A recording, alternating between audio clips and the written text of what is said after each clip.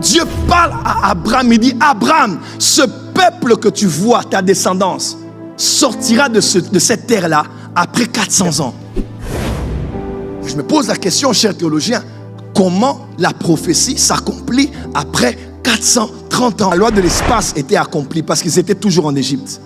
Mais la loi des temps n'était pas maîtrisée parce qu'ils avaient raté la saison de leur visitation. Prophète Joël, qu'est-ce que tu veux dire? Avait-il une responsabilité? Bien sûr que oui. Lorsque Moïse s'est levé, il est allé chez ses frères. Comment? Et il est allé pour les délivrer. L'histoire biblique dit que c'était à la 390e année.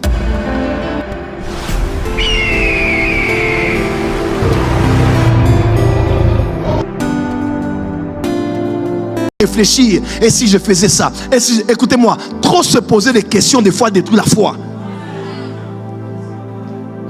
Tu n'as pas besoin que ça make sense.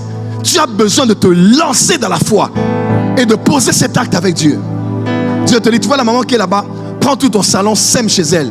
Bon, alors après si je donne, où est-ce que je vais recevoir alors? Parce qu'en Europe, on nous a conditionnés à recevoir après avoir eu logiquement parlant. J'aurai mes 3000 parce que je serai payé. Qui me donnera 3000 aujourd'hui? Dieu a 1000 moyens de te donner ce que tu vas s'aimer.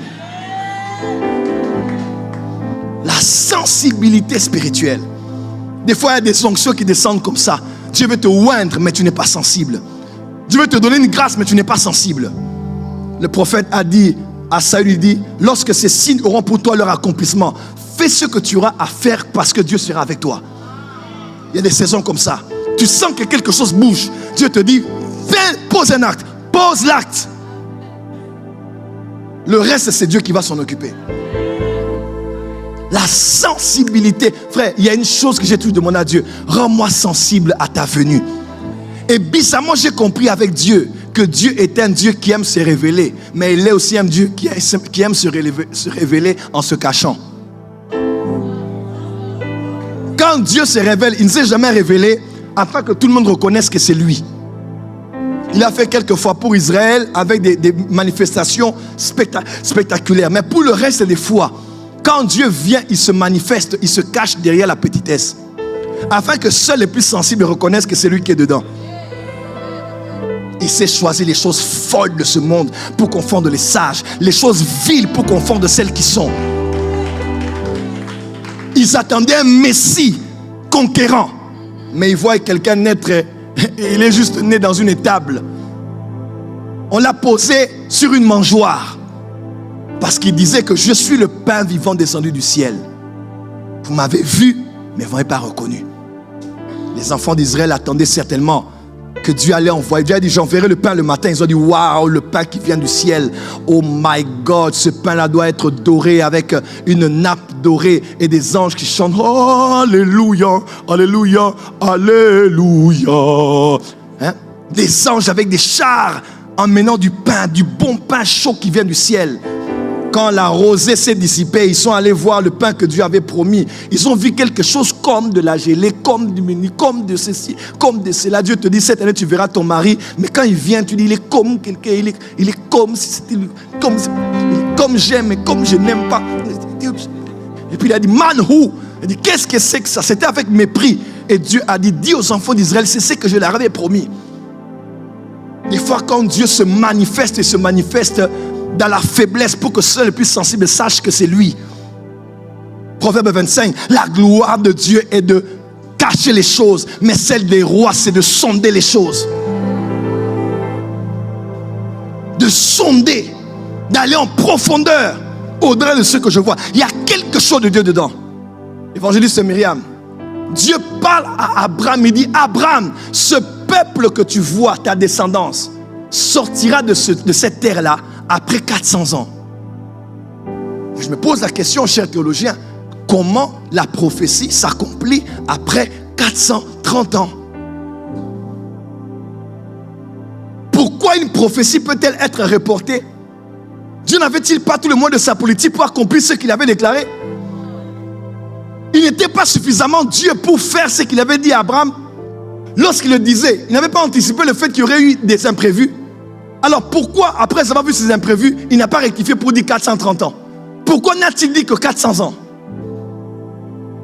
Pourquoi Dieu peut annoncer que cette année, au mois de mai, il me visitera, mais au mois de mai, il ne le fait pas? Et ça s'accomplit en mai 2028. Pourquoi les prophéties peuvent-elles être modifiées, changées? Des fois, qu'est-ce qui se passe avec Dieu? Des fois, le problème, ce n'est pas la prophétie, mais c'est de là où Dieu a libéré la prophétie. Prophétie dans la dimension de... Dans la dimension des... Et dans la dimension des... Oh, comment? Prophétie dans la dimension de... Dans la dimension des... Et dans la dimension des... Ceux qu'il avait libérés étaient dans une dimension particulière, pas la sienne. Parce que quand Dieu parle quelque chose dans sa dimension, ça s'accomplit exactement. Pourquoi 430 ans de plus? Question mark. Pourquoi Dieu a dit ça ne s'accomplit pas encore? Pourquoi il faut encore? Ça fait 10 ans qu'il ne l'a pas fait. Ça fait 20 ans qu'il ne l'a pas fait. Ça fait 30 ans qu'il ne l'a pas fait. Pourquoi 30 ans? Pourquoi? Il avait dit, n'est-il pas Dieu pour dire et accomplir? Pourquoi pas 400? Pourquoi 430? Le problème n'était pas Dieu. Le problème était qu'Israël, à qui il avait adressé ce message, ne connaissait pas la loi des temps. La loi de l'espace était accomplie parce qu'ils étaient toujours en Égypte. Mais la loi des temps n'était pas maîtrisée parce qu'ils avaient raté la saison de leur visitation. Prophète Joël, qu'est-ce que tu veux dire? Avait-il une responsabilité? Bien sûr que oui. Lorsque Moïse s'est levé, il est allé chez ses frères. Comment? Et il est allé pour les délivrer. L'histoire biblique dit que c'était à la 390e année. Ou à la 390e année.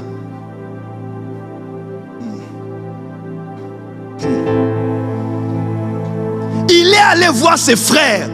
Il a eu à cœur, quelque chose est entré en lui, a été activé. Il a senti qu'il y a une brèche qui s'est ouverte pour que la délivrance se fasse. Il est écrit, il avait 40 ans. Il est venu pour les libérer. Et il croyait que ses frères allaient comprendre que c'était Dieu qui l'a envoyé pour les sauver. Mais ils ne comprirent pas. Moïse s'est levé, il est parti. Il avait 40 ans. Et il est parti 40 ans dans le désert. 390 plus 40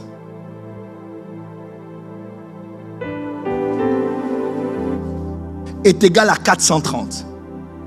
C'est à la 430e année que Dieu lui apparaît et il rentre. Et il est écrit, c'est à la 430e année qu'ils sont sortis de l'Égypte. Pourquoi? Ils auraient pu sortir plus tôt. Mais ils sont sortis plus tard. Parce qu'ils n'ont pas compris, comment, que le prophète que Dieu a envoyé pour eux, c'était lui. Oh, comment, est-ce que la France comprend? Parce qu'ils n'ont pas compris que la visitation divine qu'ils attendaient était là. Est-ce que vous savez que l'histoire biblique révèle qu'Israël est sorti de Babylone? Hein? Babylone, empire médo-perse. Ils sont sortis de l'exil avant 70 ans. C'est prouvé. Parce que Daniel avait lu les prophéties de Jérémie. Plusieurs années avant, il a dit, il est temps. Papa, c'est à 70 ans qu'il est temps. Pourquoi tu dis avant? Laisse-moi te dire. La notion du temps, des fois, ne dépend pas du temps fixé. Dépend de ta compréhension et de ta visitation. Dieu a dit que c'est à l'âge de 40 ans que j'aurai mon premier million. Toi, quand à 35 ans, tu as compris les lois de la prospérité financière, tu sais comment bouger les choses. Il est possible que ton premier million, tu le touches à 37 ans. Reçois cela au nom de Jésus. Reçois cela au nom de Jésus. Reçois cela au nom de Jésus. Mon frère, ma soeur, la loi des temps